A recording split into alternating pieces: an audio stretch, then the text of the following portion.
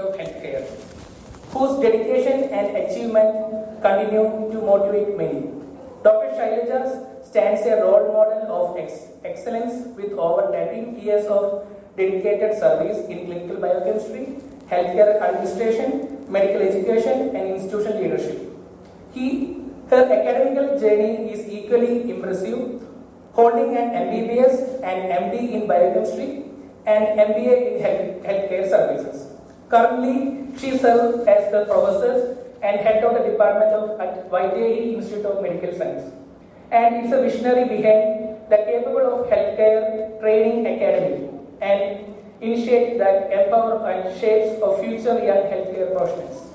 Dr. Shailaja's leadership has improved laboratories and raised the healthcare standards through NABL, NABH, and ISO certification. She is not only a skilled administrator but also dedicated teacher, respected researcher, published 17 scientific papers and many academic contributions. Today we are honored to be with truly outstanding professional, someone who inspires us with a clear vision, strong values and dedication to excellence. Let us give a warm welcome to Dr. Shailaja Alapaty.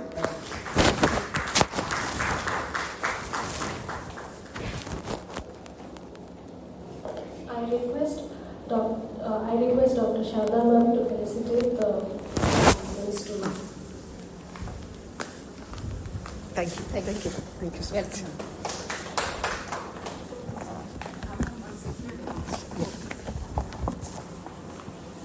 We'll take a break.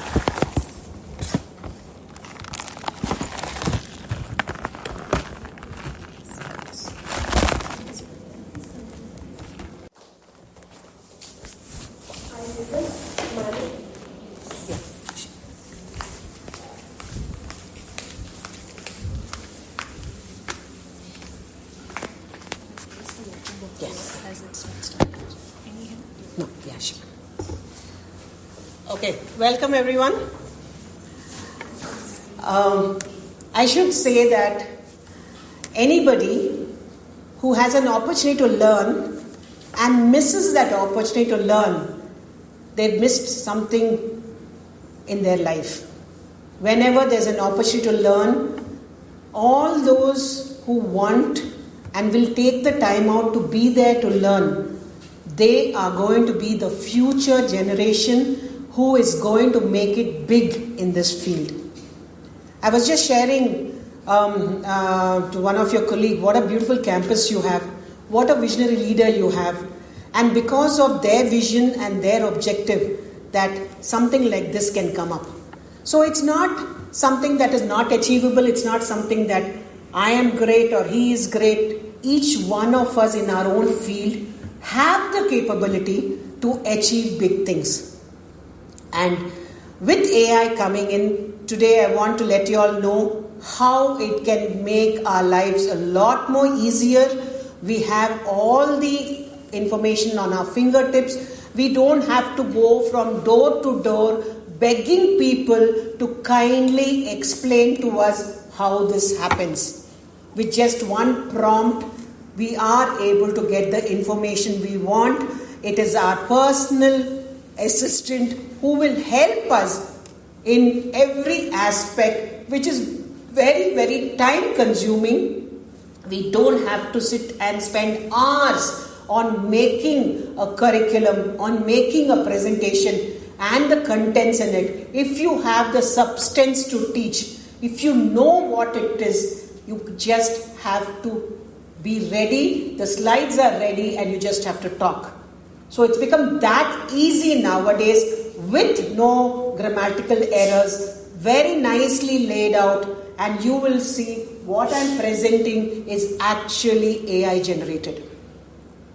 Of course, the content which is there is what I endorse, and the content which is there is what I'm going to share with you all, how you all as a faculty will benefit by using AI.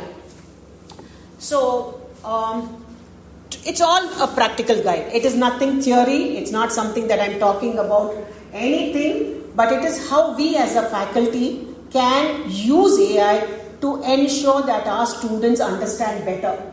Now, if you take in the laboratory field, we all had our manual processes before, and all the data that came out, we had to literally take days' time to sit and put it into Excel, find out statistical analysis, and come to a logical conclusion of all the data. Like, for example, I'll tell you the hospital antibiogram. This many cultures came in, this many organisms were isolated. This organisms to the antibiotic sensitivity, it was a humongous task. And 6 months data, just imagine how much time it would take us to find out what is the most prevalent. And today, having the data coming out from the machine, putting into AI, I am able to generate the analysis that it does the data analysis. If I tell it, I want this, I want it, I want to say which is the most prevalent organism, from which department, which organ, which is the type of culture, what is the antibiotic which is working, what is it resistant to, what is the MDRO pattern. Everything comes out in one document within seconds. And then I'll say which are the areas where I have to concentrate on. It will tell me the medical ICU, the MDRO ward, the patients coming from other hospitals, very clearly defined. And this we go ahead and tell them, this is what you need to do, this is what we need to implement. Patients coming from outside hospitals, we need to first isolate, we need to do pan cultures, and once we do pan cultures, if they have no MDRO, we can put them in the ward. If they have multi-drug resistant organism with them and they are infected, you put them in the medical ward, MDRO ward, so that no other people get affected. So these are the changes that we can actually bring and implement on the ground level. So it's humongous. Our QC data, which we used to get, trend analysis, monitoring, review, risk assessment. ISO 15189-2022 has made it mandatory that we do risk assessment. We used to do risk assessment before, once in 6 months, what's the point? Patient has already left the hospital. And what you're having analysis, you're going to implement the next year. Rather now, on a day-to-day basis, we do the risk assessment. And when the patient is there, we start training and we say, look, this many hemolyzed samples have come from your ward. Please send your nursing, whoever has come new, to the phlebotomy and we'll train them how to do. So as a result of which, what used to be for a big hospital size of 1,500, 2,000 samples getting hemolyzed 50 to 100 samples getting hemolyzed on a regular basis. Of course, from each ward it will be 3 or 4. Has come down to 4 and 5 per day. So by reducing the time, training them, finding out where the problem is, we are able to reduce it to 4 or 5. Imagine the 45 patients are able to get their reports on time because their samples are not hemolyzed now.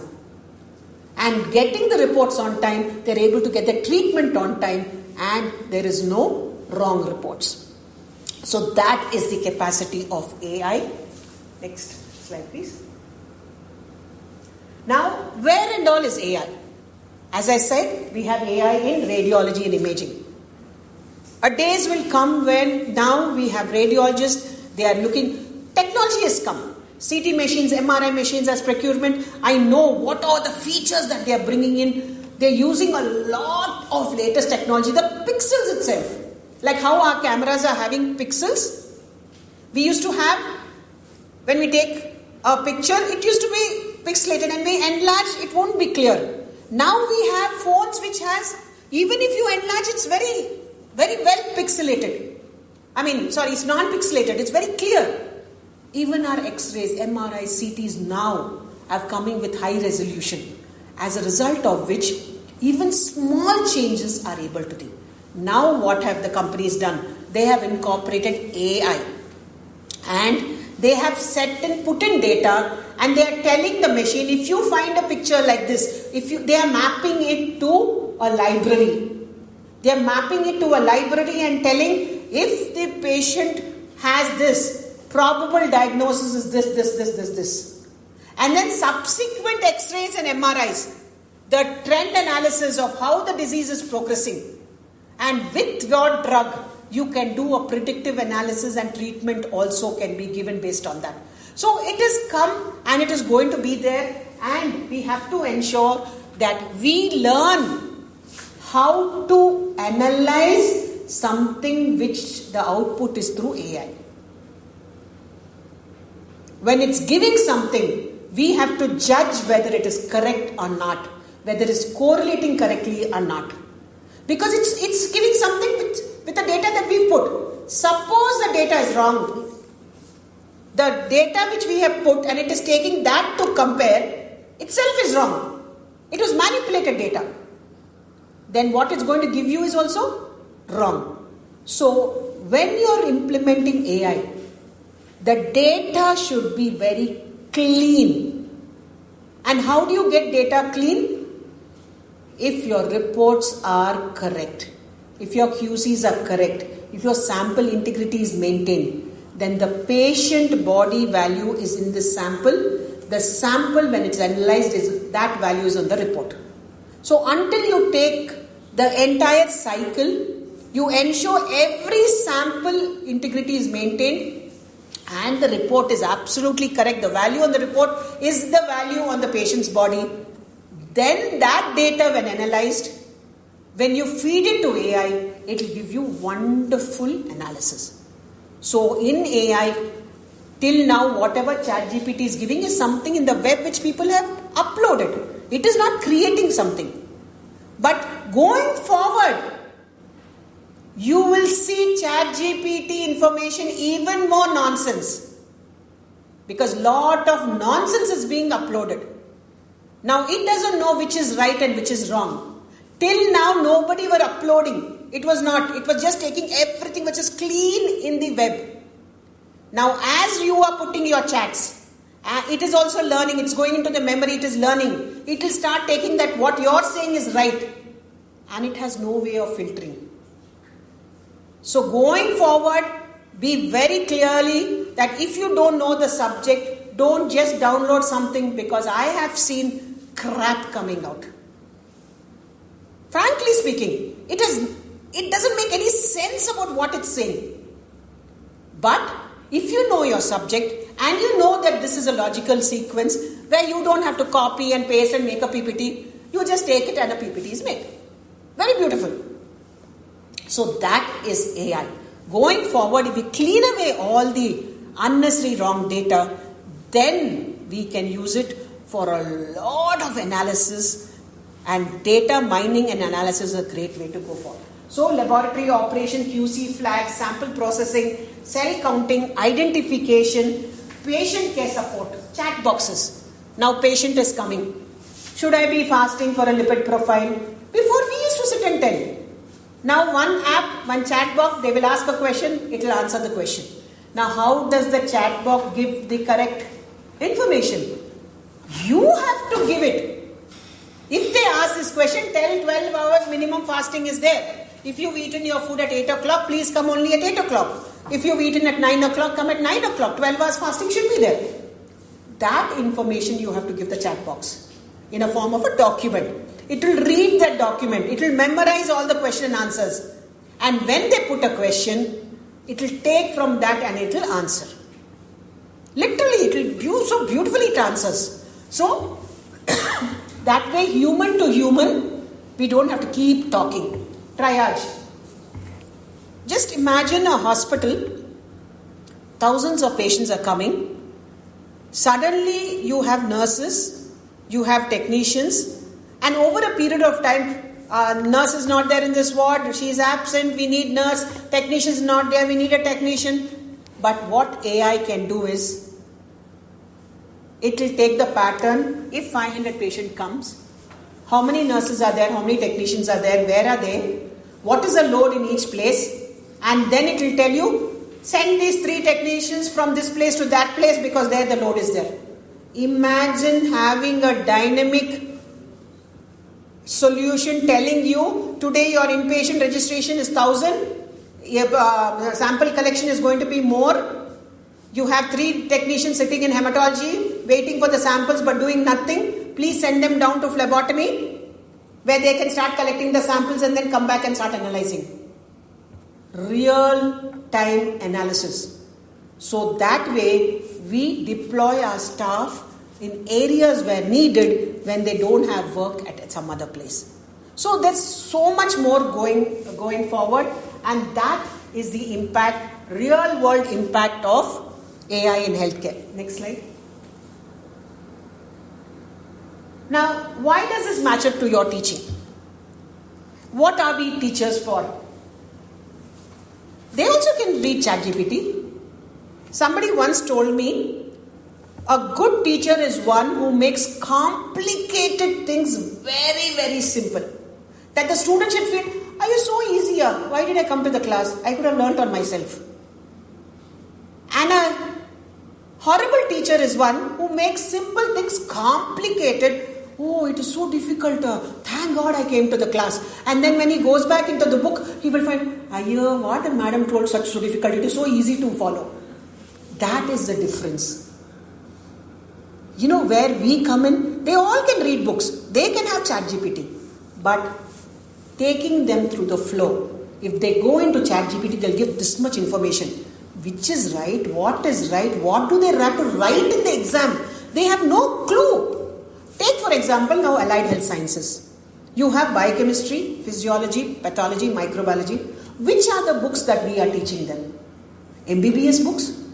Why do they need to know so much? And you are subscribing those books to them. Papa, those students don't know how much and what to study out of it. And a 5-mark question, they will think they have to read so much. By the end, MBBS students have only 3 subjects in first year, whereas allied health sciences have 5 or 6 subjects. They don't know what to read. They don't know how much to write in a 3-mark paper. They don't know how much to write in a 5-mark paper. And they are breaking their head and say, these students are horrible. Frankly speaking, we are not doing the work properly. We are not giving them what is it that matters to them. A physiotherapy student, what should be taught? What is it that we have to concentrate on anatomy for them? It's more of the muscles, their actions for physiotherapy. If you're talking about respiratory physician, all about the lung. If you're talking about echo, it should be all about cardiac. Why should they know so many other things? So in the process, our curriculum has been in such a way that is jack of all and master of none. And in the process of knowing everything, they don't know anything. And when they came out, I don't know, madam. Simple thing, you don't know this also? No, madam. What are you reading? Nothing, madam. When I see the book, it looks like Greek and Latin. I say tomorrow and I'll keep my book. Then I'll start scrolling in Instagram, Facebook. Next day will come. That is the reality of our students.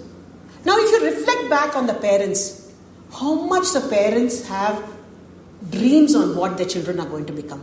Now, every parent who is paying fees, and that fees is actually paying us, right?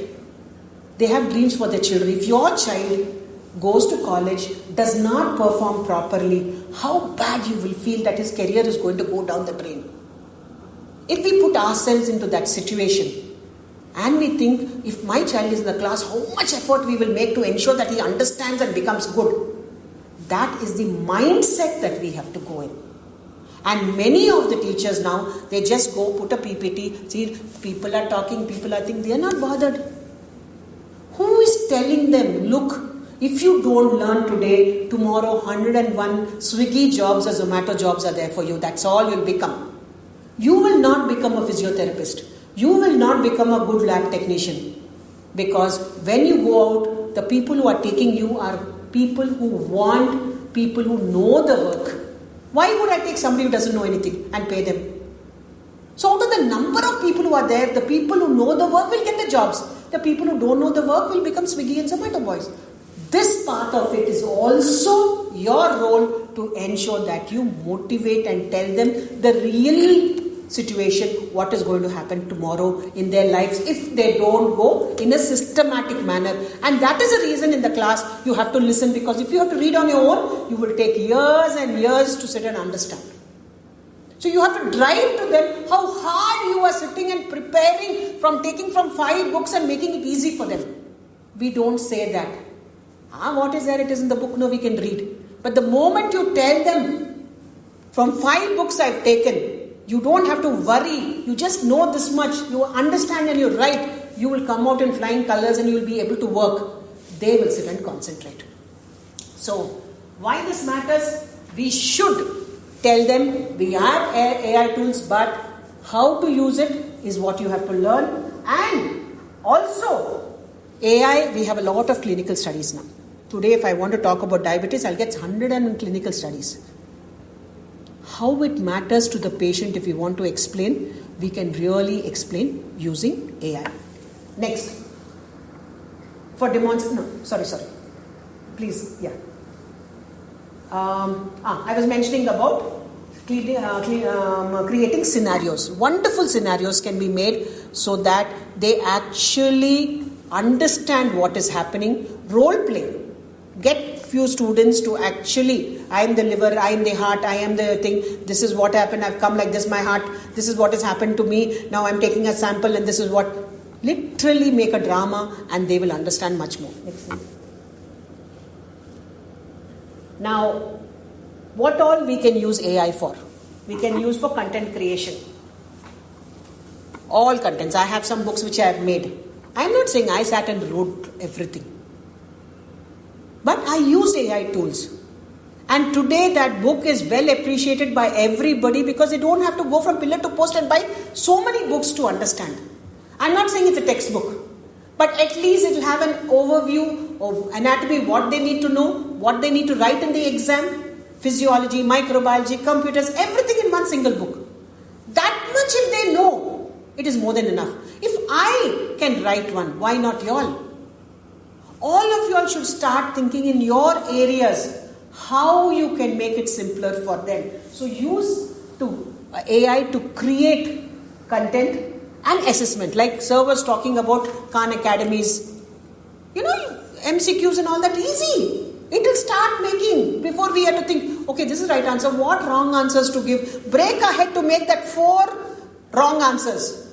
It's easy to get the right answer, but making 4 wrong answers was terrible for me. Now I don't have to worry. Everything is ready-made. And then, like Sir said, visual lab stimulations. You give them a scenario. Tell them if this comes, what will you do? And then, adaptive. Just talking theory. Half of them are sleeping. Half of them are doing the assessment for the next class. Until we make it very, very interactive. Until we make it that they stand up and, this is something different. They are not going to listen.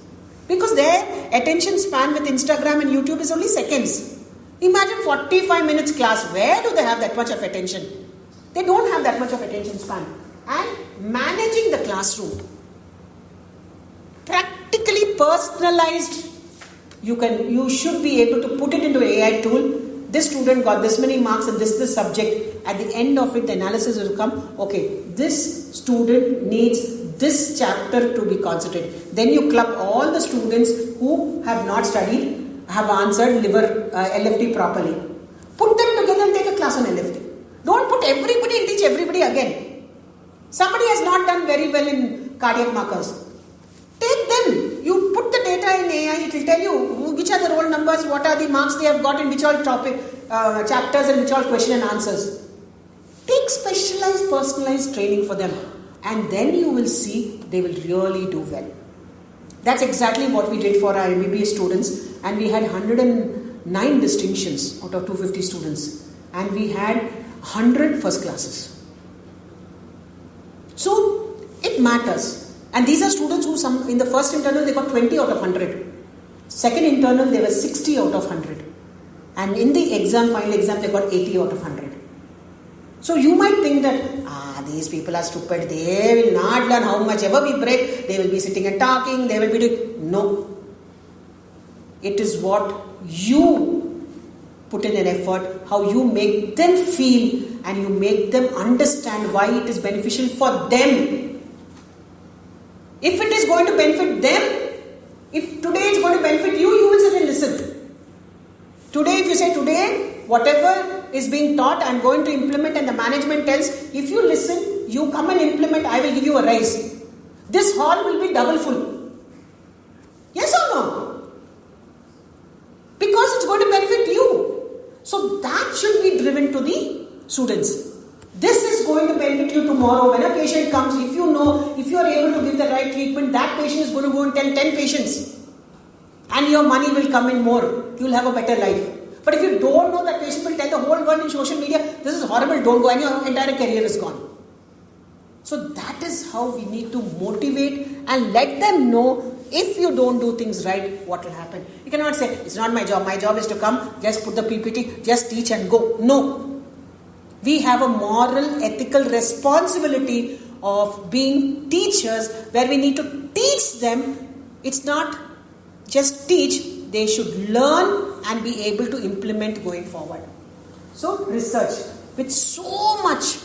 Just imagine 5 years you have done your students' examination, what question was asked, how much each semester they got, which batches, 5 batches, and then you put the data into AI, and then you'll see, wow, which teacher to which class, what was the marks.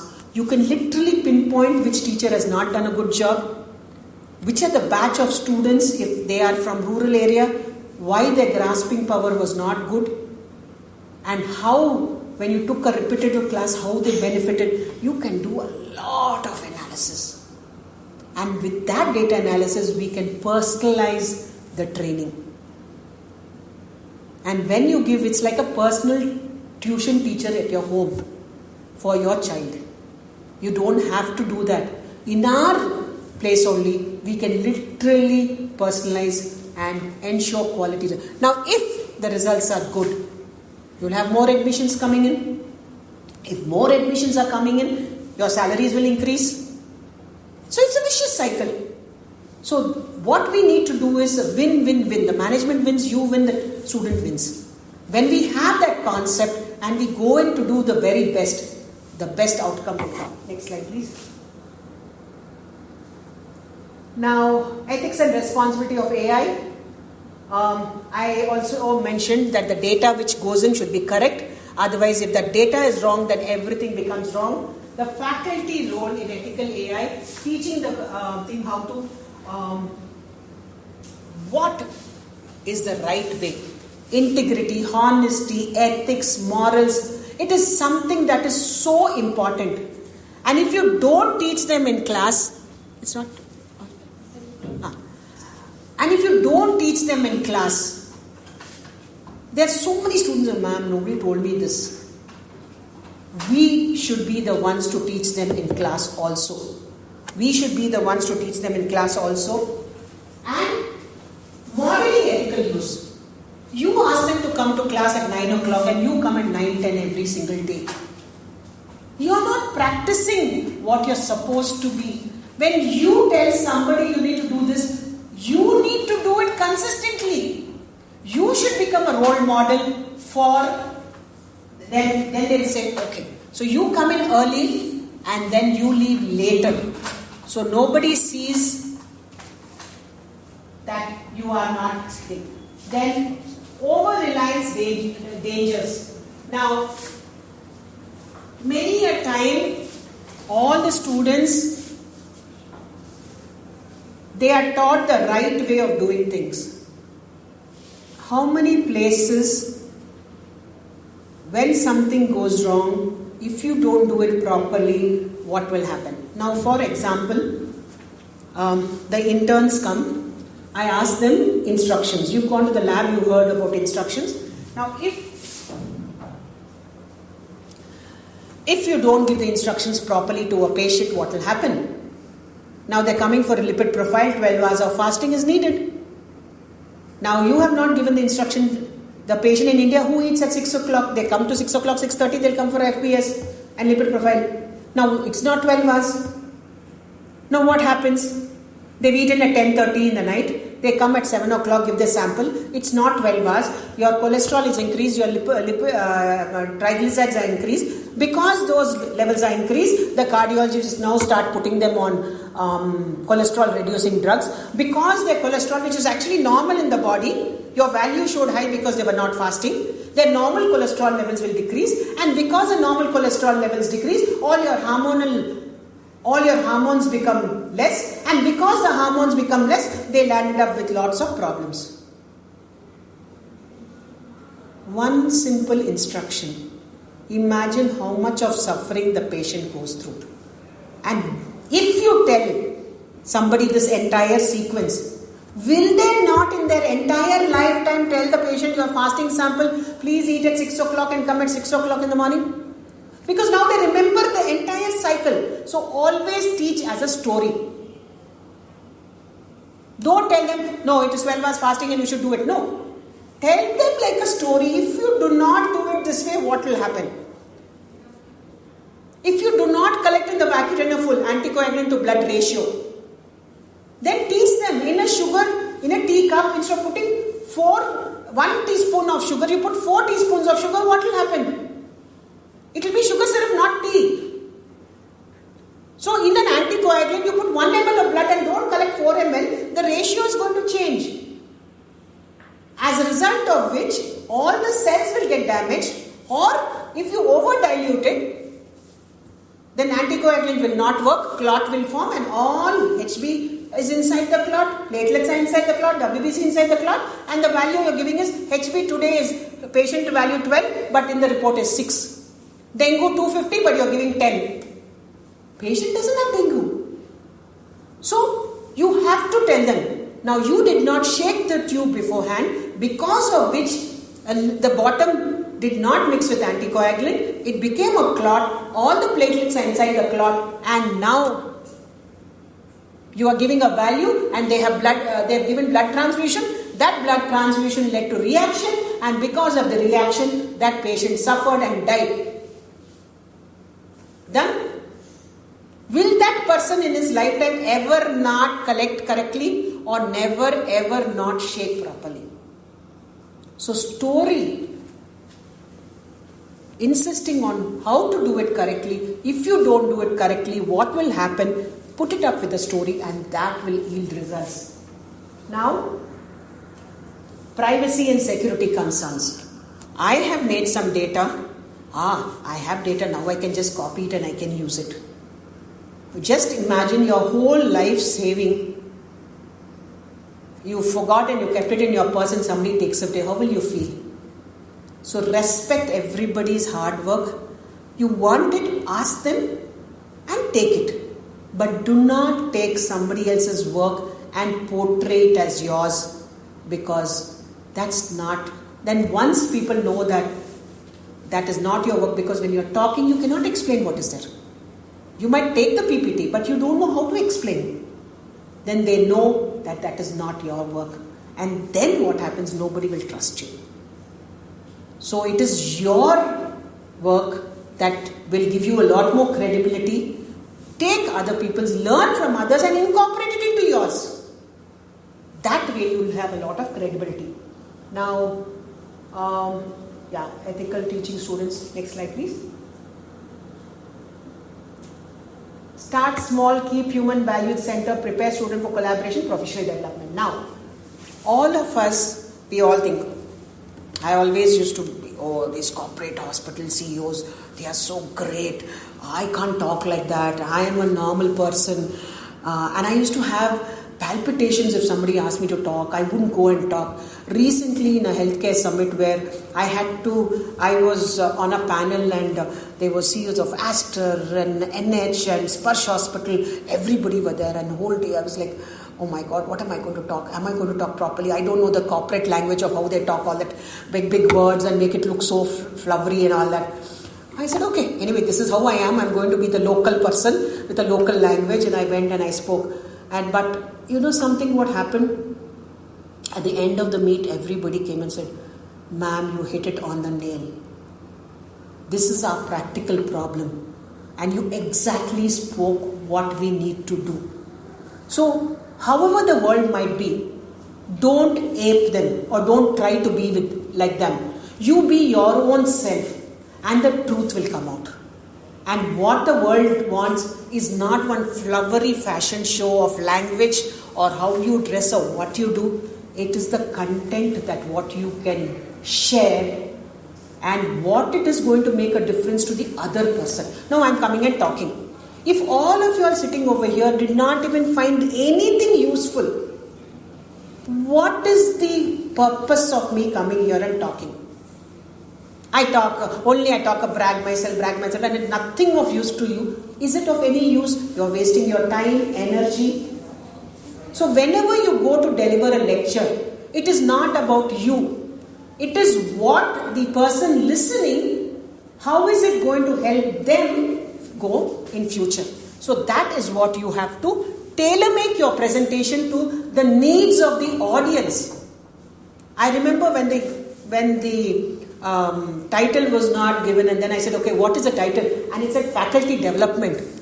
Now I'm not talking to students about automation, and I'm talking about faculty development. I should start thinking about what is it that I should tell this faculty, how their mindset will change and they will go and teach differently, correct? And at the end of the session, if I made that objective is very clear and you're taking home at least 2-3 important points and you implement it, my job is done. So start small, keep human values at the center. Be truthful, ethical, do your work honestly, and prepare the students. Of course, you have competitions, you have don't pitch the students against each other. What I tell the students is, you read one chapter, the other student read one chapter. Then you come and explain that to the next person. That person will explain this chapter. 2 things are happening. One is when you're reading, you've got something. When you're explaining to somebody, it's another revision. And when you're explaining to other people, you know where you got stuck, you will go back and learn it again. Now this student is also doing the same thing. Now you're saving time. The amount of time that you took to understand everything, remove all the filter words, channelize it and come with the concept. This student has done this concept, this student, 2 people, don't you think you can finish the portion faster? The other thing which we need to tell the students, today you will read. It is in your short-term memory. How will you remember it to reproduce for life? If you go on MG Road once, can you tell me all the shops on MG Road? On the left side, anybody? All of us have gone to MG Road, right? Brigade Road, MG Road. Can anybody tell what are all the shops on the right side? But suppose you go today and you go again on Wednesday on some work, and as you're working, you have to go down the road, you'll see this side, this side, this side, you'll see, okay, another 2, 3, you'll remember. Then again next Sunday you have to go. Then you'll see another 3, 4. While you're going, you notice, oh, wow, nice, that dress is nice, this suit is nice, this belt is nice. Then as we go on again on next Sunday, again we'll see, wow, this ice cream, I'm feeling hungry, let us have a cake or a ice cream. Then next Sunday when we go, literally you know quite a few.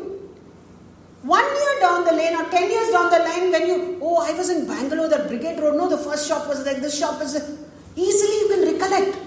I still remember a sweet chariot on the first ground floor. A sweet chariot was there on Brigade Road. That has gone to your long-term memory. That is what you need to tell your students. Today you read, 3rd day you read, 7th day you read, 21 days, 15 days, 21 days. First time when you read, it will take 45 minutes. Second time when you revise the same 45 minutes, you will take only 30 minutes. Third time only 15 minutes. Fourth time 5 minutes, 5 minutes, 5 minutes. And lifelong you don't have to worry only. Now if you teach these methods, it goes into their long-term memory and make it easier for them to understand and retain it for their future life. And that is how you can prepare students for collaboration. And also, we have anatomy department, we have physiology department, pathology, microbiology. If all of us can come together and we don't duplicate the subjects and we do some integrated teaching. Okay, this is the anatomy of the heart, this is the physiology of the heart, this is the biochemistry of the heart. So in one class, you have the anatomy person teaching anatomy, the physiology person teaching physiology, the biochemistry person teaching the thing, the lab person coming and giving the lab person. Imagine that student, will he know all about the heart properly or not? Start thinking out of the box. This is how our curriculum was, this is how we will continue. No. You all start, and when your students get good results, the world will follow. Next slide please. So, it's all about interactive discussions. And are we ready using for teaching? Yes. What concerns do you have about AI? Refinement, data input should be correct. How can we balance efficiency with critical thinking? That is your knowledge. You need to know whether it is right or wrong, and what ethical guidelines should be established for our students, that if it is somebody else's work, please give them credit and do not use it blankly. So that is for y'all all about. Next slide. So takeaway resources like sir has already mentioned: ChatGPT, Grammarly, Quiznet, Elicit, Orange. So whenever you do it, always validate it. Try one sample, and then if it comes properly, check whether it is coming properly or not. These are things which are very useful, and there are many. How do you get the right data? If the quality systems and protocols are in place. So, like today morning we were talking about somebody not using the thyroid shields. Now, if they're not using thyroid shields and over a period of time we take that this patient has not had anything and their thyroids are, normally the data will become biased. So when you're taking data, it should be when everything, the SOP is followed, the protocols are followed, and everything was to the T. That data is pure data, and that is the one that you should analyze. And when you analyze that, not only analyze, you should practically implement it.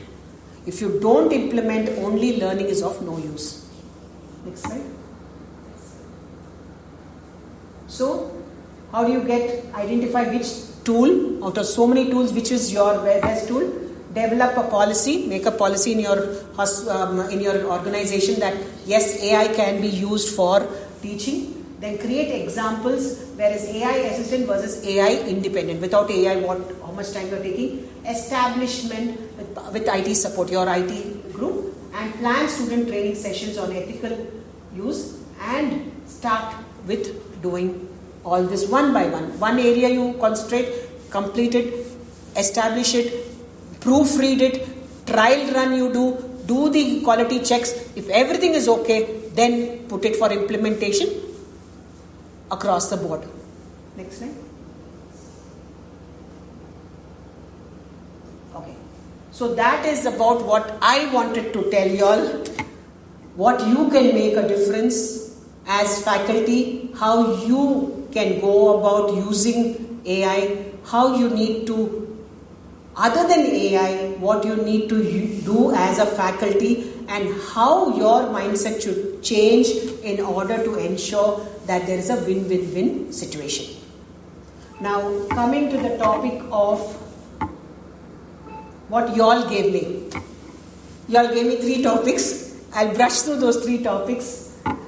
The transformative role of AI in clinical laboratory practices. Okay, before I start that, any questions? If you don't ask me any questions, I'll think that you have not understood anything.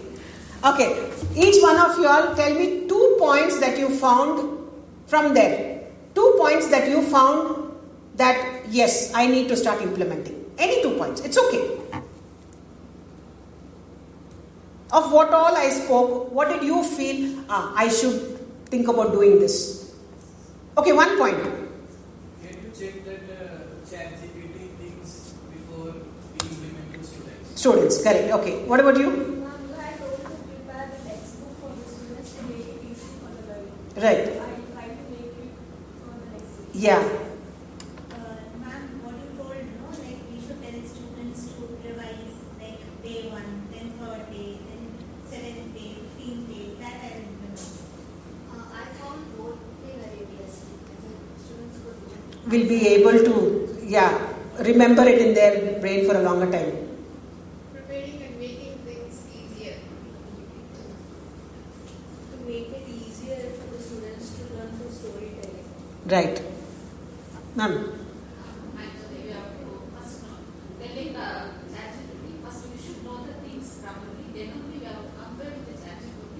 Then students can able to analyze properly and which one we have to take properly, good things or not, and also give more practical knowledge to the students. Yes. Yeah, I'll come to you all after. Topic wise or the chapter wise, instead of taking everybody into the revision. Yeah. I think that I don't know. Yeah. Which are the AI tools to the students? Done. When we are providing, like giving assignments to the students, and nowadays students are most probably depending on ChatGPT. So instead of that, we should tell them like how to use the AI in correct way. First, intellectual properties, means they have to think like from the books, either from practical knowledge. Like that, then they can use ChatGPT in correct way. I'll tell you, I forgot to tell you one very important point you brought up. I took a class in order to start my training academy. I joined one business coaching center paying 10 lakh rupees. And they would give us assignments. Now what I did was, I put into ChatGPT, I got the answers nicely and I was like, finally at the end of it I spent 10 lakhs, but I didn't know how to do the assessments. Because ChatGPT gave and I presented. So when you are learning, please don't use ChatGPT. You put your brain, start thinking about how you have to do it. For proofreading, you see whether what your thought process is the same as what ChatGPT. If you don't use your brain, the answer which you get, you can never understand and do. Please don't do that mistake. My 10 lakhs went without me learning anything. That is practically. Because, okay, he told me, take 10 questions, analyze about 10 problems that hospitals have if they don't have a proper curriculum. And I asked ChatGPT gave that, I submitted. I didn't actually think. If I had thought about the 10, then afterwards I started thinking, okay, this is the problem. I asked 10 people, what are your problems, what are your problems, what are your problems? And then I got the answers. Then I was able to tailor-make the curriculum with the real ground problems, not what ChatGPT said it was a problem. That was more useful. So, don't use ChatGPT for answers or anything right in the beginning. Use it for validation. Yeah. Next one. I have just one. I think now in the scenario that we are, I always feel, when students are looking at us or we are trying to use ChatGPT, or the student's perspective is that if we use that, we don't know anything. That is why we are using that. Correct. Yes. So this is exactly what the general perception was. Now my MBBS students, I don't make PPT. Recently I was taking cancer and all that, I don't make PPT. What I told them was, instead of you having boring slides, if you had very interactive slides, your learning becomes better. So I'm using AI to make it more interactive, more colorful, more picturestic, so that you will be able to, I can't sit and draw. So I'm using AI to deliver a better quality. But I am not using AI to teach you. The content will be the same. But how I explain the content, you cannot learn from ChatGPT. ChatGPT will only tell you what you should do. It will not tell you how you should do it. That basic thing you should tell them very clearly. It is we teachers who teach them and tell them how to go about doing it.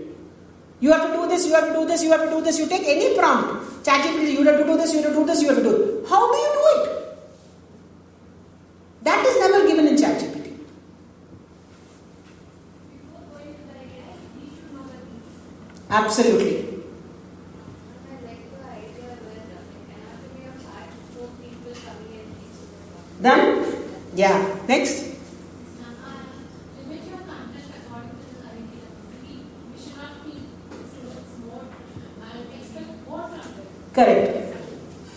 As per my experience, I am telling that we can use some type of diagrams. Yeah. Using my bio and like that type of AI. That also may be useful for students also. Yeah.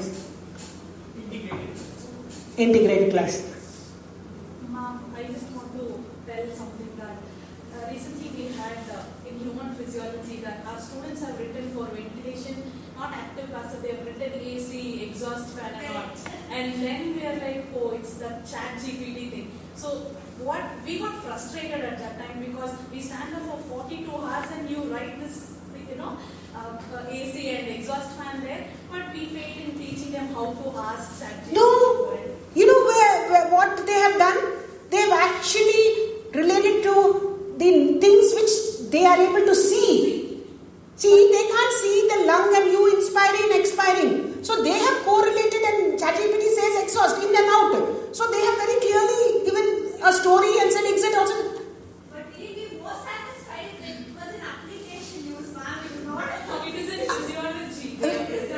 Yeah, so that is where you have to say that you can do, but again, start thinking about how it is in a human body.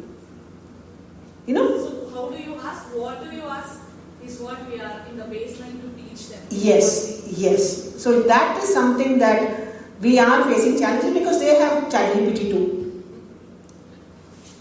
The idea that you told to have a long-lasting learning, you told it's better to teach what is wrong, what happens wrong, rather than teaching the procedure correctly. I like the idea, and I might include it. But I'd like to share one experience this is what came from a student.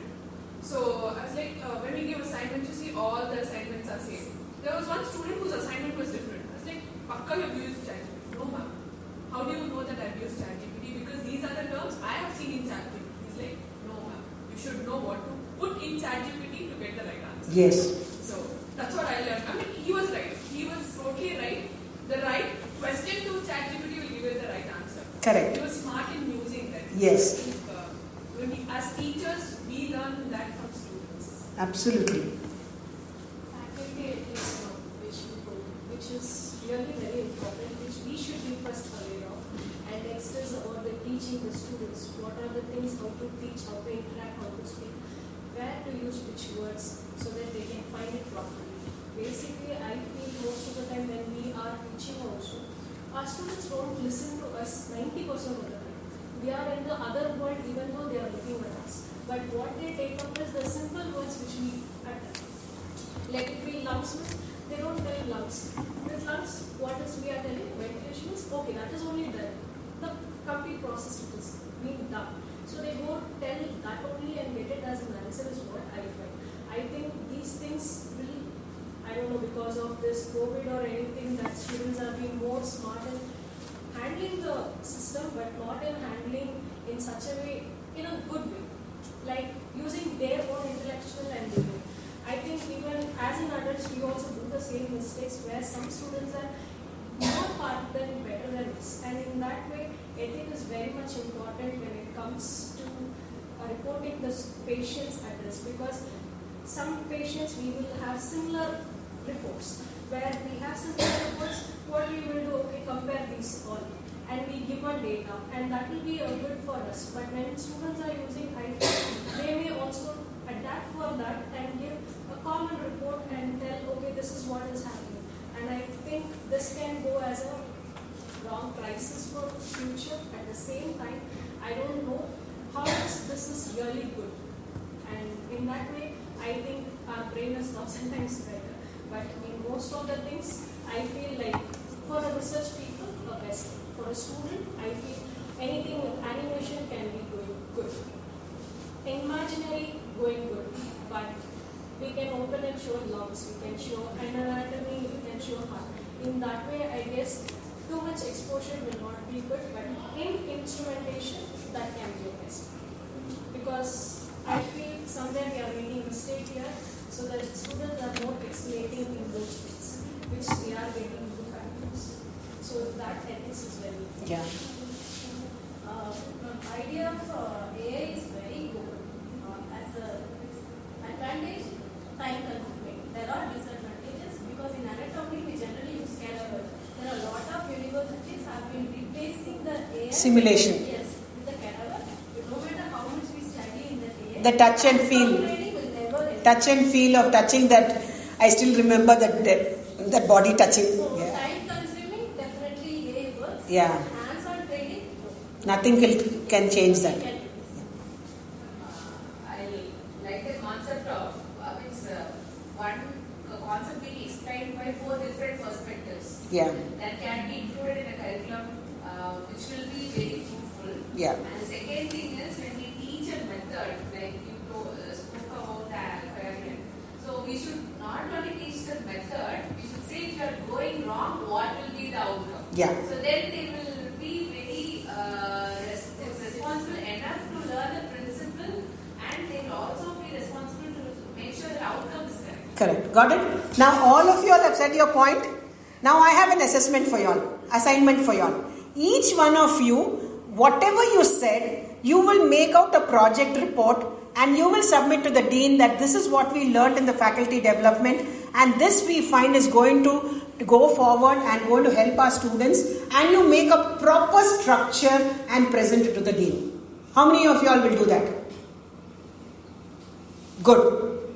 That means there is some meaning to faculty development, because each one will concentrate on that one area, and collectively who is going to benefit? The curriculum is going to benefit, the students are going to benefit, and the management is going to benefit. Got it? Now you understood this exercise, why I did it? So whenever you have a task, if in the end, okay, all of you are going to implement it, I bet nothing would have been implemented. Nothing. You will listen, you will go, this and all, where we all can do. Keep quiet. Now when I've broken it up, the second point I'm saying, when you break up a large chunk into small bits, and you give each one that task, that small bit, that person will do an excellent job. And that is how you get a good output. If you ask 4 members to sit on it and make one, each one will try to outdo the other and want to show that the other is better. And if somebody gives a very good point, you will pull them down and say, crap it is. You don't want to accept.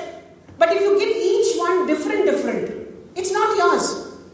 So everybody does something, you will start appreciating everybody's project. Got it? Right. So that is a nutshell about how AI in thing. And I have another half an hour to go. You want a break? Have a break? I'll continue? Okay. So in clinical laboratory practices, I'll tell you how it is changing. Next slide. Digital pathology. Now what they've done, they have gone ahead and taken all the slides. They've got expert pathologists to tell, okay, this slide is this is carcinoma, this is lung carcinoma, this is intestinal carcinoma, this is pancreatic carcinoma, then differentiating Burkitt's lymphoma. Everything they have gone and done. They have made a huge library of all the slides. Now, medical imaging, all the CT scan, MRI scan, whatever the equipment manufacturers are there. How many of you all know that CT and MRI manufacturers have live access to our machines? They say for service they want live access. But at the end of it, all that is being captured is inside a hard disk. Of course, they won't take our patient demographics, they won't take anything. But they will definitely take the diagnosis and that data. And when they do the analysis of the data and they map it to the analysis done all around the world, they come up with predictive analysis. And the next software upgrade that you get, if you find these features which we have found in this thing, this is most probably this. This is AI integrated CT and MRI model. And they charge us much more.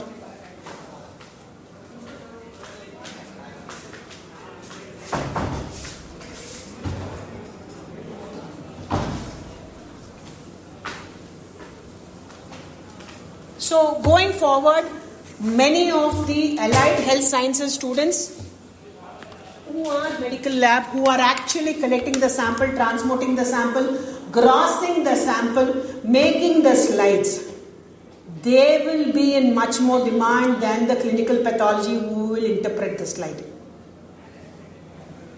It will just be, is it correct or wrong? But all the basics will be done by AI. Same thing with medical imaging.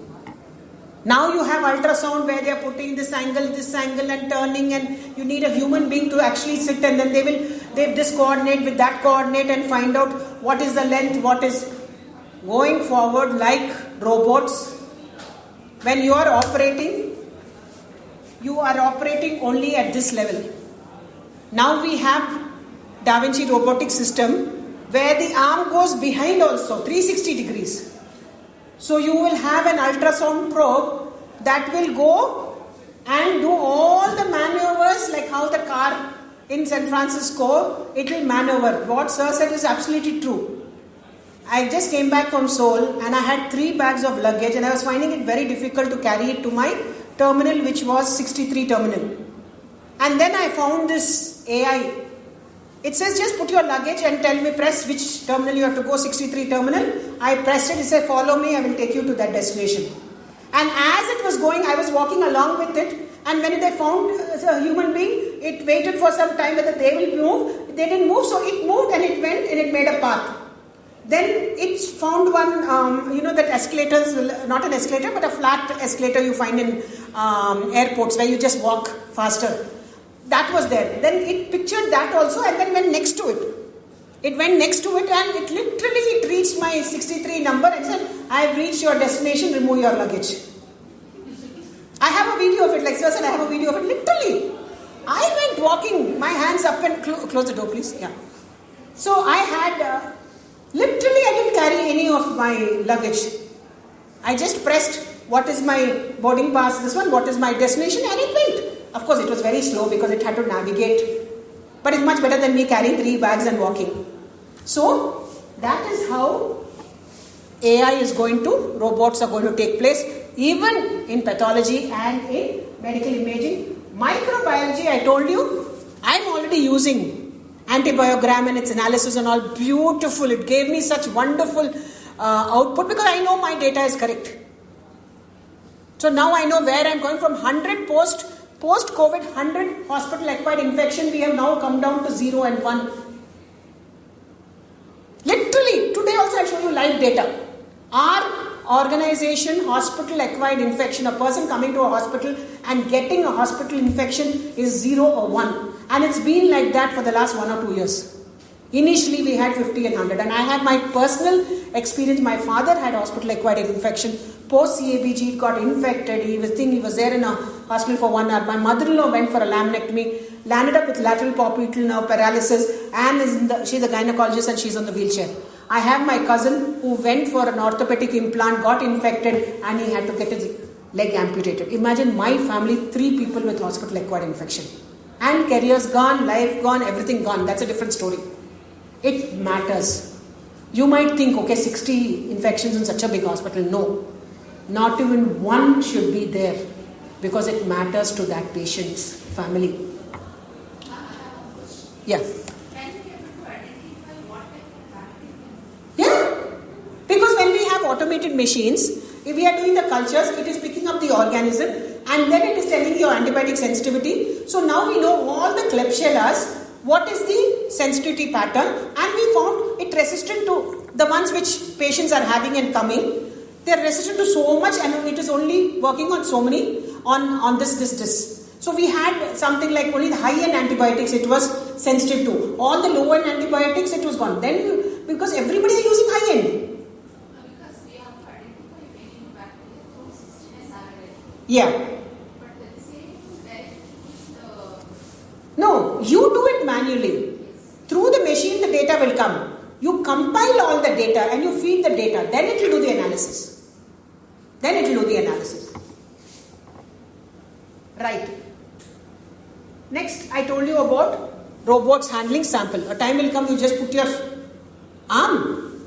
It will come, it will pierce, it will take the blood, it will do everything. Already we have vein detectors. We just have to put the arm, then one machine will come there, it will identify the vein, it will go, it will put the vacuum, it's not far away. So you will have ensuring the correct volume and it will shake also, which human beings might not shake. Then machine learning, sample increasing throughput, inventory management. Now, recently, it's been 17 years in our lab, where I'm working. And I've had around 37,000 rupees wastage in terms of reagents, which is something that nobody will ever believe. But then I told them, come and openly see. It is during COVID, we had bought some kits, but then COVID stopped. Those kits expired during H1N1, some kits bought. Some patient samples only didn't come.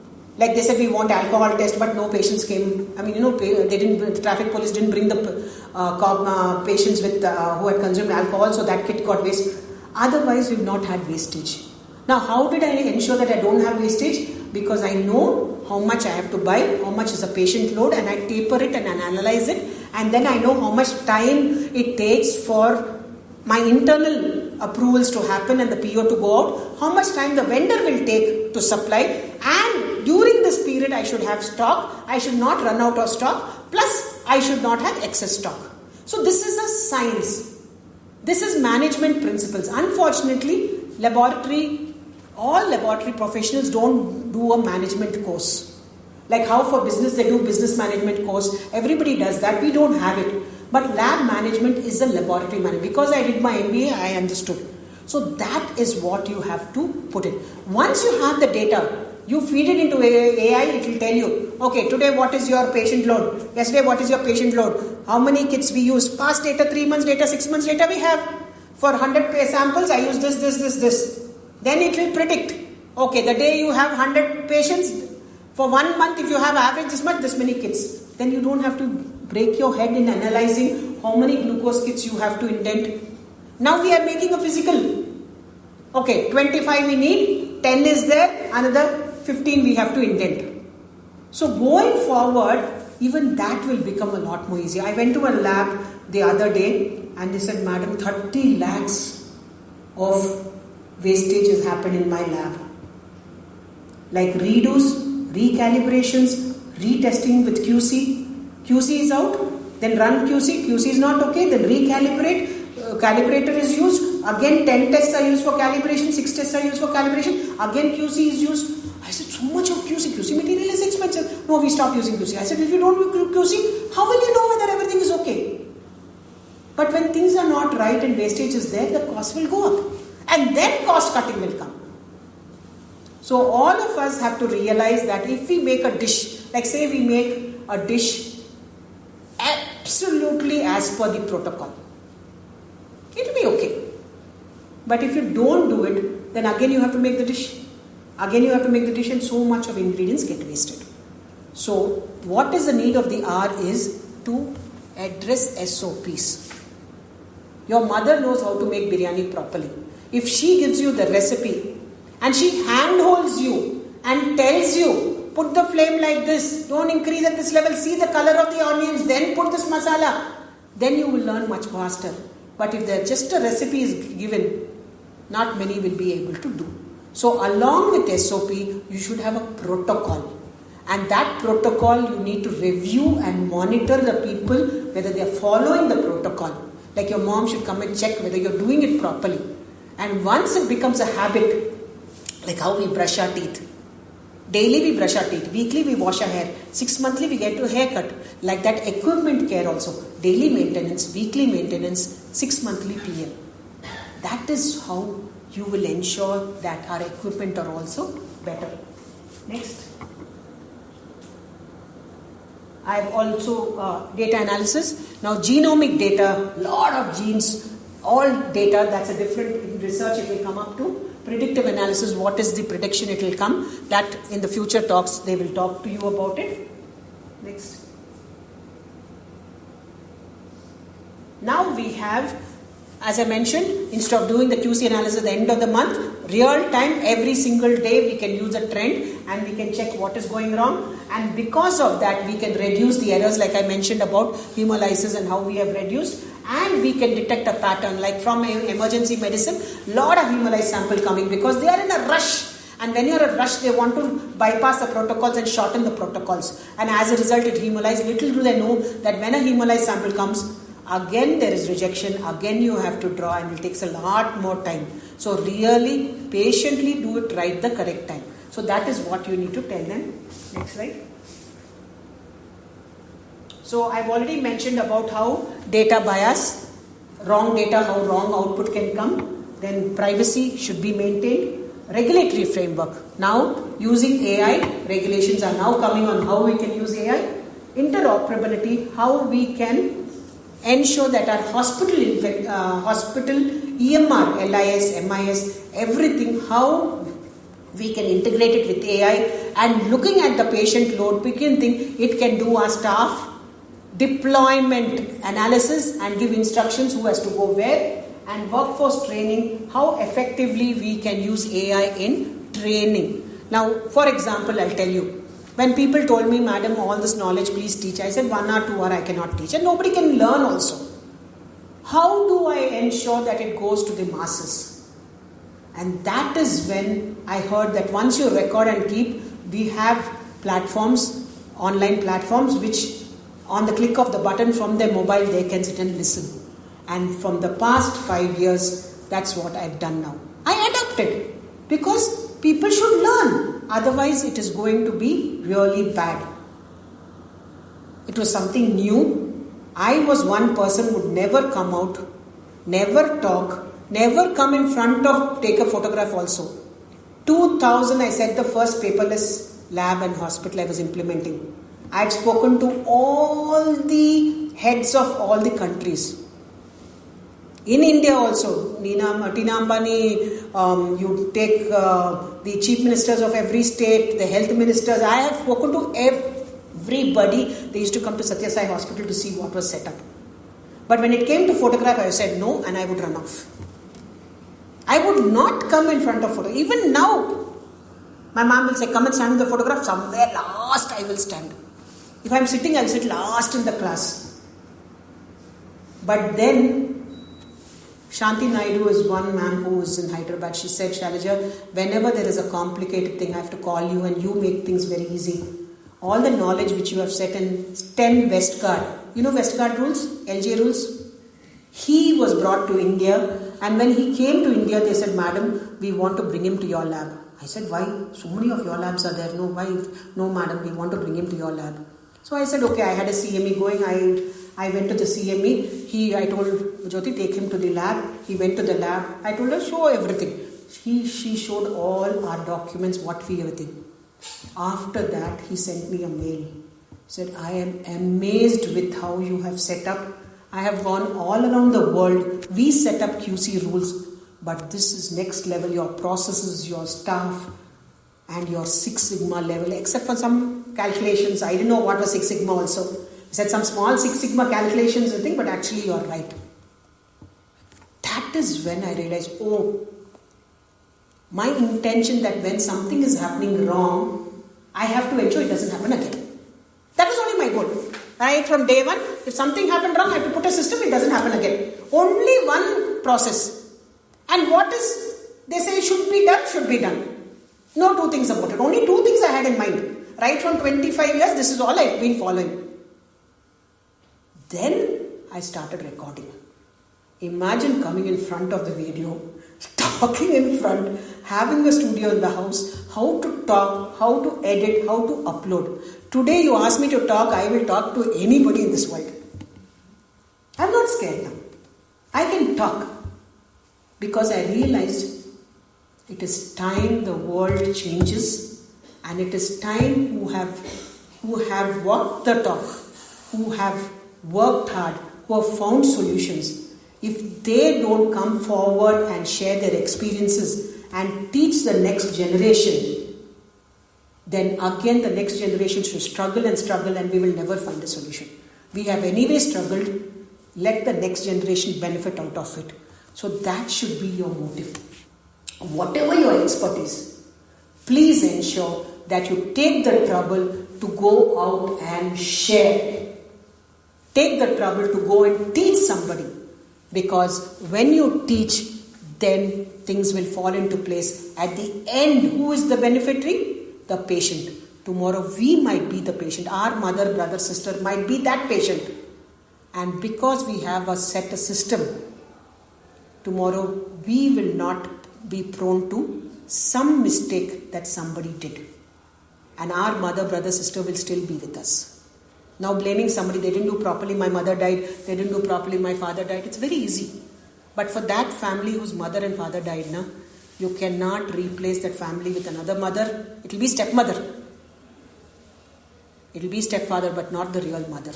And knowing that they are irreplaceable and the damage it does to the family is not something that you lose a car or you lose some money. It is lifelong damage to the entire family. Next slide, please. So that is why healthcare teaching is very, very important, that we teach the next generation the right way of doing things.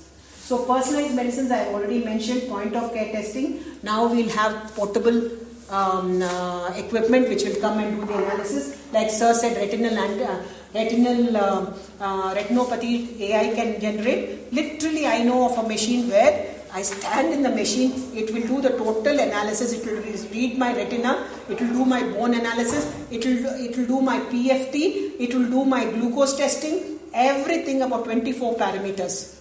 Just me standing on it. And that is what one of my cousins is going to deploy in Africa because they don't have healthcare. So it is a reality where you don't have to really walk into a hospital to know what is the disease. Once you know, diagnose, then you have to reach the hospital. And AI and augmented intelligence, complex cases reviews, it is very, very useful. Next slide, please. So the future is intelligent provided that you use it intelligently. You can become a much intelligent person if you use it. Like I'll tell you, I've taught my pathologists all about right systems of pathology. Even though I'm a biochemist, I used to go for enable assessments. I used to learn from pathologists. I would come and teach the pathologists in our lab. They were juniors, how to put proper systems. So over a period of time, I learned pathology, then I learned blood bank, then I learned microbiology because my madam told me, I don't know, I am not a doctor, I've learned, no. So you also learn. Go learn about blood bank and put systems. Learn about pathology, put systems. Over a period of time, I learned. And that's what I did in my videos also. How every time I would tell, don't do it like this, do it like this, do it like this. Same thing in the video, I said, no, do it like this. So that, the right thing. Now, how did I use AI?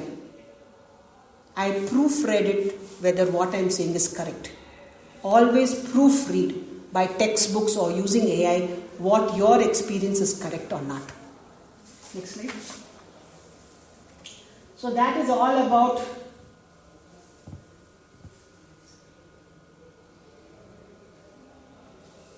now coming to interpretation.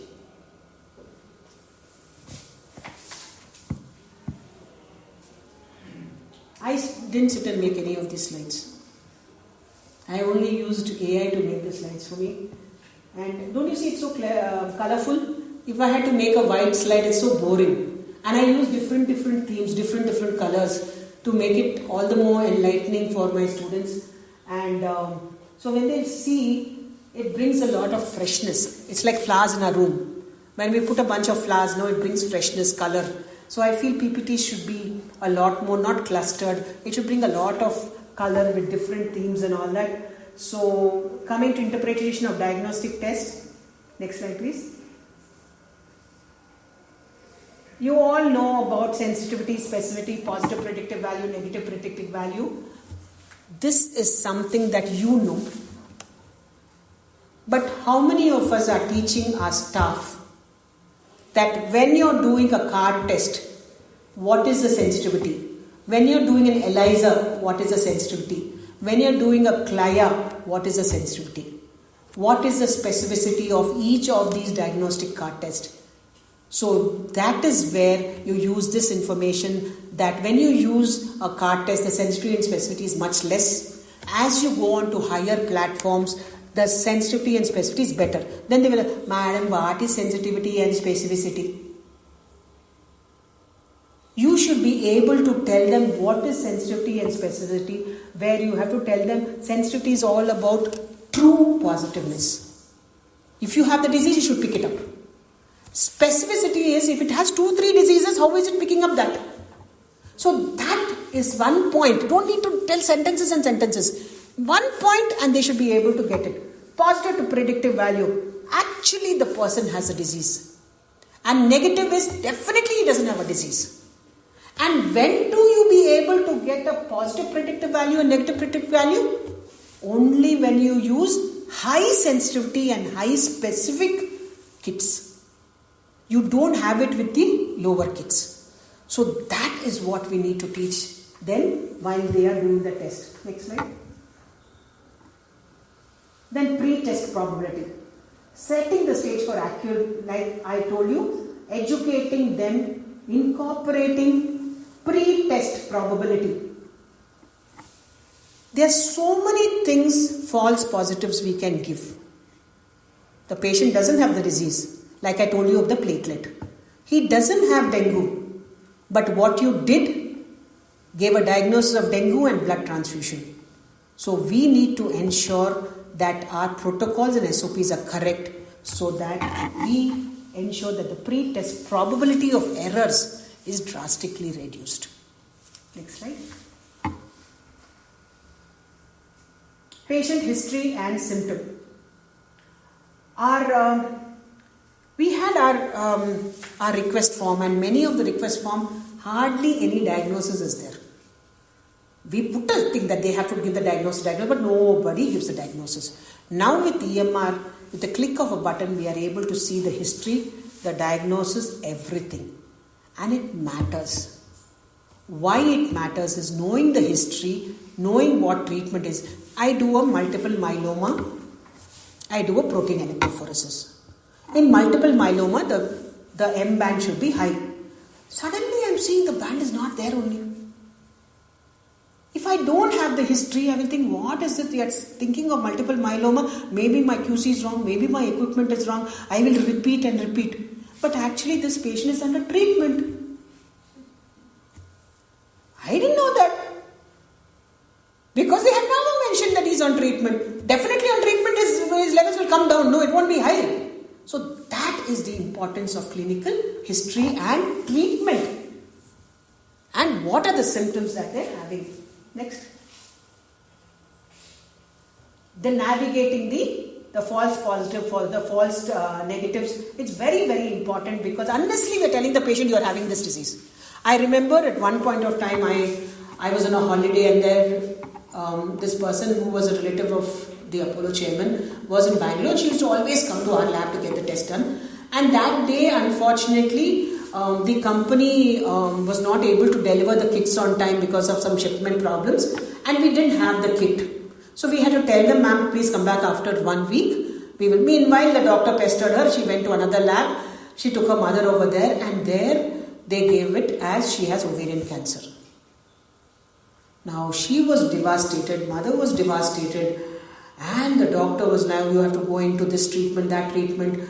And after 1 week, he said, where are you, Shailaja? What is this? I think I'm coming back to you. You better. I said, ma'am, the kit we've got, please come back.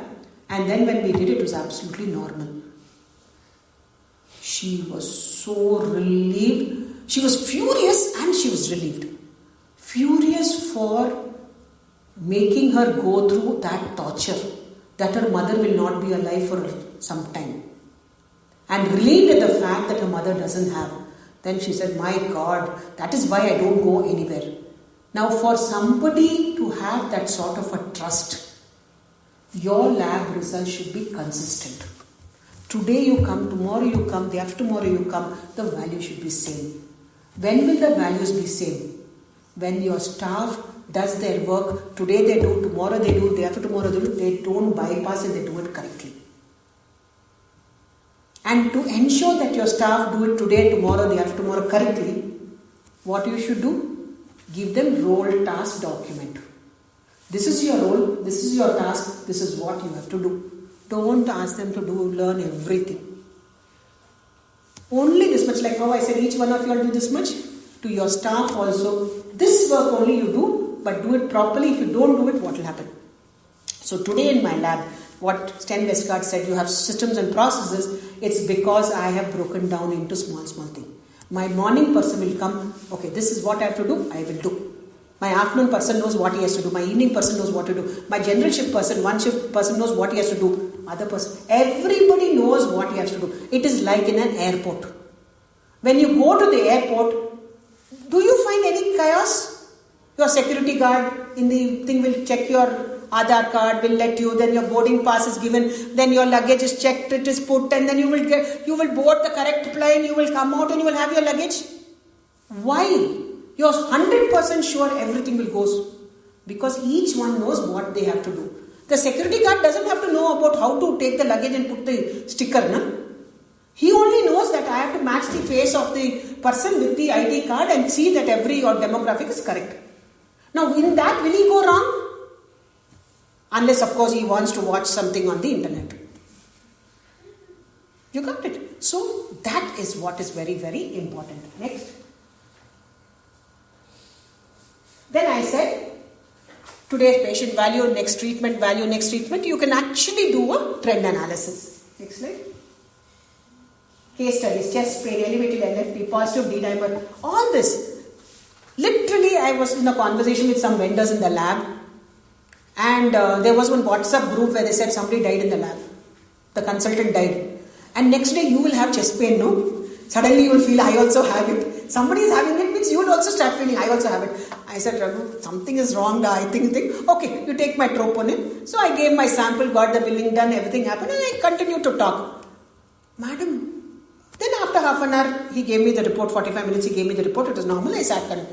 The vendors who are actually from the company said, ma'am, you've not even gone and checked the QC, you've not even asked them to calibrate, you've not even checked whether it is normal. If it's not normal, you will die. I said, I don't have to, I know it is okay. No, madam, please go and check. Please go to the EMD, get an EC. I said, I don't need to. How can you be so sure? I am so sure because of my systems. At one time, a VVIP sample came in and I didn't repeat. And my husband said in Telugu, in Kannada, he said, Ishtant kobbu ninige. Kobbu andre inno. I said, yeah, nanku tumba kobbu ide. Ninkalla kobbu, nin mind gunu tumba kobbu ide, that you know that. I said, if I have to repeat, I have to repeat for every patient. And what I know I'll get the same value. Why should I waste reagents? And if I get a different value, then my system is not proper. So that is the power of systems. Be it in your training also. You can really cut short everything, put a system, who has to take which class. Now when you're making a curriculum, what has to be? Before they used to take minerals and vitamins last. I said, what nonsense. You need to take minerals and vitamins in the beginning, before enzymes, before metabolisms. How can you put something last? When people don't know, but because in all enzymes, you need vitamins and minerals, all metabolism needs vitamin and minerals, and you're teaching it last. So curriculum, oh no, madam, this is what we have been teaching. Our students are getting very good results. You do what you crap, I don't care. I want it in the beginning. Now there are some rigid people, no? In our staff also, they'll be, hey, what? You're coming and changing everything. Then I showed American system. For them, no, America means great. If they are doing correctly, we are doing. Look, they are also taking minerals in the beginning only. Sometimes you need to prove to them that what you think logic, everybody is thinking and not only what you are thinking. So some stubborn people will be there. How do you handle these stubborn people? They have such a big ego, they think that only they are right and we all are wrong. Anything a junior person tells us, gee, crap, what is it? That is when the team lead and all of you all, no, I think he has merit in what he is saying, I think we should adapt it. It doesn't mean, because my best of best changes in the lab came from my junior most technician, because they are doing it and they know what are the problems. So you have to listen to your junior most faculty, even though you are the HOD, because they will tell you the right way. Next. Done? Oh, one more is there? Okay. I'll finish in 5 minutes. I'll be on time. So, introduction to laboratory automation. Now we all know, next slide. Before we used to have small machines, all of manual methods. 1 ml of serum, then 1 ml you have to do for glucose, 1 ml for cholesterol, so much of blood. Now automation has come, 1 microliter, 5 microliter. Everything has become all minute. It has come down, shrunk so much, and it is automated. If we have to do 10 samples, our hand will pain. In one I will put 2 ml, another one I will put 3 ml, another one I will put 5 ml. All when you go to take OT reading, like our students, one will get 250 glucose, one will get 550 glucose. That is going to, but we can't give patient reports like that.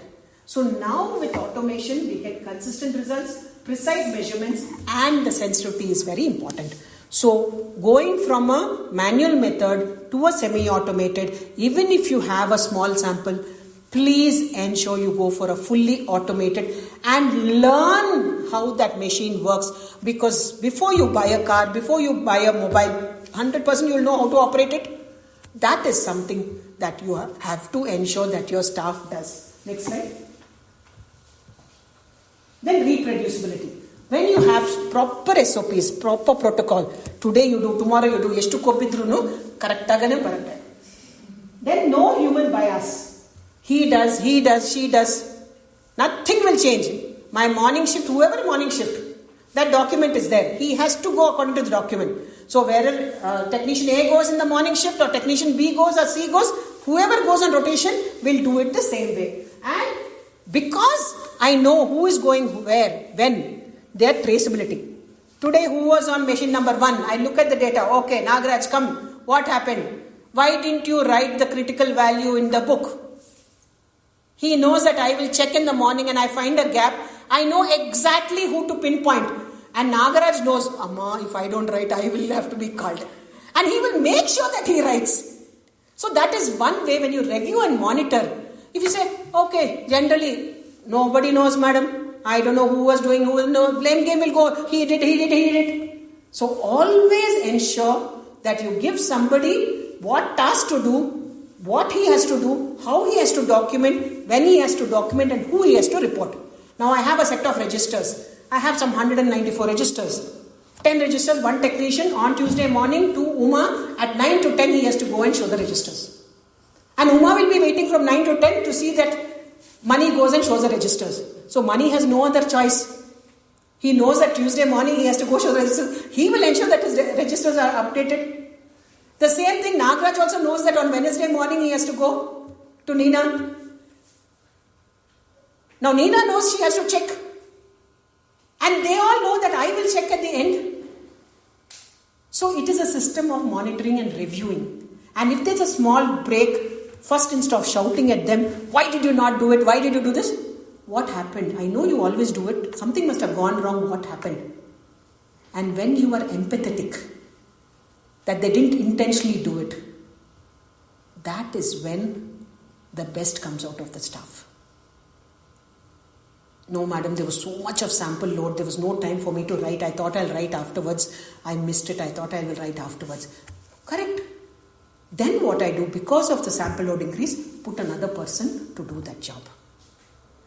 So first listen, hear them out before just shouting that you didn't do this, you didn't do this, you didn't that. And as a result of which, when you are empathetic to them, you understand their problems, you solve their problems, you will find that they don't want to leave you. Even if the next lab is going to pay a lot of money, they don't want to go there and get shouted and with disrespect. And as a result of which, when people don't keep changing, your systems don't change. When you have a cook who knows everything how you want it, and then, what's so simple now, she's doing, I can as well get another cook. That other cook will never do how she is doing. You pay more also, she will still not do. So you take people for granted who are doing a good job. You have to understand that you need to appreciate and give them an increment and not put them down and say, what is there now? So simple, no, you just come and put the thing. It is their knowledge and the accuracy for which you have to pay, not the hard work. Got it? Next slide. That is improved reproducibility. Next slide. Enhanced throughput and efficiency. Parallel processing, streamlining the workflows, continual operation. So when you adopt all these strategies, then you will ensure highest amount of. There are times during Pongal will come, half my technicians who are Tamil Nadu, all the Hindus will go away. First there used to be fights. Madam, I want to go. Then Christians during Christmas, everybody wants to have leave. So, it happens. So I said, okay, I have no problem. Each one decide who wants to go. And if somebody doesn't cooperate, next time you don't cooperate with them. Finished. I need somebody to hand over and take their work. If he doesn't want to help you, you don't help him. So if nobody helps him, he cannot take his leave. Finished. Then if anybody wants to fight and not talk to anybody, by 3 o'clock, all of you, that person has to give samosa party. Very clear. No, not talking in the lab. You don't want personal talk, you will keep outside the lab. He is not talking. Madam, I didn't know critical reports. He is supposed to tell me. I am not talking to him, so he has not told me. I don't want this nonsense. Your personal conflict you keep outside. And till today I have never got a samosa party. Serious, I have not got a samosa party. So that is how you ensure that they do their job properly. Next slide. Reduce human error, precision, and the consistency and automated documentation. Always praise them for their good work. Praise them in front of everybody. But if you want to tell them that what they are doing wrong, do not tell them in front of everybody. Call them aside and then talk to them. Nobody likes to be insulted in front of anybody. And when you don't insult them in front of anybody, then you see that he will ensure that he never repeats it again. If you insult him in front of everybody, they will repeat it. And as a result of which, my practical experiences, one staff came from outside and they were spoiling the culture of our lab. And one time I called her and I gave her a showdown as to why you shouldn't do this and how patients will get affected and everything. And recently I just took an interview. I said, what is your experience? You've been here for almost 5 years now. Madam, when I came, I didn't know anything. I was always scared to do something. And that one day when you shouted at me, I said, never in my life should I again face you for the shouting. Today you give me any job, I know 95% I can do a good job of it. That confidence I have. So whenever you're handling somebody who is very rough and tough, and they will create politics. And you will have situations where they come and complain about the next person so much. And they will talk horrible, madam, he's so horrible, he's nasty, he's torturing us so much. So there was one incident when 2 people came in. Each one was bickering at each other so badly that I was, okay, stop. Now before you both continue on blaming each other, I told the girl, tell me 10 nice points about this person. I told him, you tell 10 nice points about this person. Then she said, madam, he's very helpful in the beginning. He only taught me this. 9 full points. She told everything 10 points. Then I told him, you tell 10 points. I said, now tell me what is the problem. Actually, nothing, madam. Stupid only it was. Gone. Conflict gone. They forget all the nice things that person has done. One small thing, they make such a big hangama. So that is when you're always positive talking and thinking. Next slide. Cost saving, operational optimization. This way, we ensure that the costs come down, we improve efficiency, and we are able to scale up how many of a sample comes, whether sample patients are less or more. The other person will buckle up and start doing without cribbing. Next. That is why ISO, NABL, many people have a system, they want to fit ISO standards into that system. No. We have the ISO system and I have fit my people to that. It is not the other way around. And as a result of which, recently at 10:30, enable assessment, suddenly our lab is enable accredited and all the tests are accredited. Suddenly at 10:30, he comes, madam, I'm here for a surprise inspection. Now they start a surprise inspection. And then a mail comes from enable that today you have a surprise. I said, yeah. Ma'am, ask your staff not to be scared. Don't worry, everything. I said, nothing. What do you want? Madam, today morning QC, you release reports. I want to see whether you've seen the QC. I said, here. On my phone also I've seen, I've released. Now you see, hand also, by 10 o'clock I have reviewed hematology, biochemistry, microbiology, everything I've reviewed. Not only QC, I've reviewed equipment status also. I've reviewed stock status also. I've reviewed phlebotomy patient feedback forms. Plus I have reviewed the quality indicators. I said, ma'am, yeah, everyday life I get. Next, I want attendance. All your staff, yeah, call them. Everybody, I sign off. By 9:15, if the staff are not there, I put late. All the staff are already there. So they're on time, they're doing everything. Then what about your QC? How much stock you have? Go. So much I have. Get the document of what is the latest stock. Today, how much it is. How much have you intended in 2 minutes? Ma'am, 2 minutes you give me. I said, yeah, go check. So he went and checked exactly 45 boxes are there, means 45 boxes were there. A box was in equipment 1, yes, A box is in equipment. B was in 1, B1 is 1. Ma'am, how are you able to? Because I've designated people to write it, but the moment they load in equipment 1A, they will write it in that paper. So there's a system. Then he went on to waste management, he went everything. Immediately he has to upload. He has a time frame. He cannot upload in the evening everything. So QC, whether I have signed, click, upload to enable this, click. And then I realized now enable is also going in for competency. They've changed the rules. It's no more qualification, it is competency. And you have to show proof of competency by the training, online training. And that is where our programs come in. So going forward, certification should be shown to enable also. Next. So transformative impact, continual innovation, embracing the future. So if you want to bring a transformative thing, You have to innovate. Whether me or whether I like for camera, I don't like camera, whether I like to do or not, we have to do it. And we have to embrace the future. So as teachers, as mothers, as parents, our role is to molding and shaping the next generation. That is a big responsibility on parents and teachers. Nobody in the society can do that except us. And that role we need to take it very, very seriously. Like how if your child comes and tells, Ma, the teacher is not teaching properly, you'll get so angry, no? Imagine the same parents will be thinking about you all also. So that is how you have to think, because, next slide. Done? I'm on time. So that is about anything. Any questions? Yes. Full. You can shoot any amount of questions. Remember, a person, if there's no question, that means they didn't understand anything. Or they understood everything.